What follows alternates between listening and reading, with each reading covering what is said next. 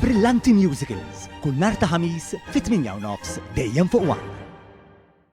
Il-kawża tal-istarijiet kontra l-avukat tal-Istat li fetħu il-kap nazzjonalista Bernard Grech u Adrian Delija se tkompli tinstema' quddiem imħallef ieħor wara l-imħallef Giovanni Grixti irrikuża ruħu minnha. L-imħallef Grixti irrikuża ruħu għar-raġuni li s-sieħba tiegħu Dr. Janika Mari Buġejja inħattret minn imħallef ieħor bħala kuratur biex tiffirma il-kuntratt għad ħassir tal-ftehim tal-istarijiet jirriżulta li din il-ħatra saret 5 tiem ilu biss li jfisser ġimgħat wara li nfetħet il-kawża li kellu jisma' l-imħallef Grixti u wara li l-qorti iddiferiet il-kawża għad-deċiżjoni li kellha tingħata dalgħodu dwar jekk it-talba tal-Gvern biex jiddaħħal fil-kawża tintlaqax jew le.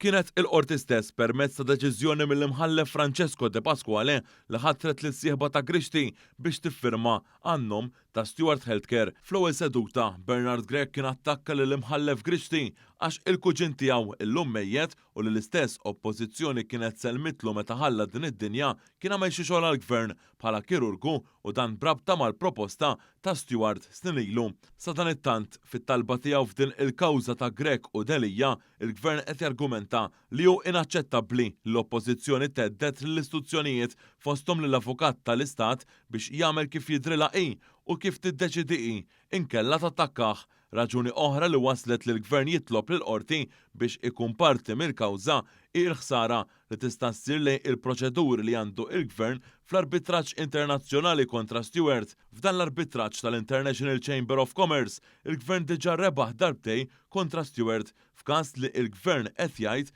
li fejn Stewart naqset li tonora l-obbligi tagħha trid tirrifondi lura kull ħlas li sar. Il-ġimgħa li għaddiet, il-Prim Ministru Robert Abela appella wkoll il-kap tal-Oppożizzjoni Bernard Grech biex il-koll jiġbdu ħabel wieħed fil-kawża tal-arbitraġġ ħalli ikompli jitħares l-interess nazzjonali bla ebda imminar ta' ċansijiet quddiem l-istess Tribunal Internazzjonali.